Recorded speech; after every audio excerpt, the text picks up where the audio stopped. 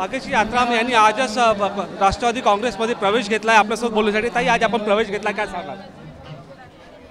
मी आपल्या भाषणामध्ये सांगितलं होतं की मी कशासाठी हे पक्षप्रवेश घेतला आहे आणि माझे मत मी मांडले होते.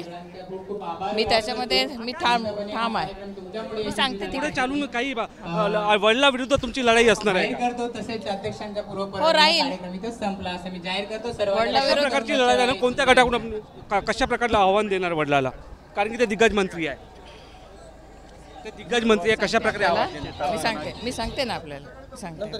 तर हे होते भाग्यश्री यात्राम यांनी सांगितलं की मी पुढे जे आव्हान आहे त्या आव्हानाच्या बद्दल विचार केला आहे आणि ते नंतर सांगणार. कॅमेरामॅन साईसह मी निलेश दहा TV9 मराठी, अहेरी, गडचिरोली.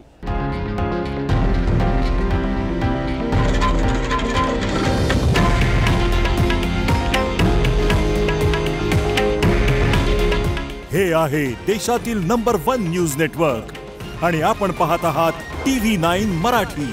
काळजी तुमची, हित महाराष्ट्राचं.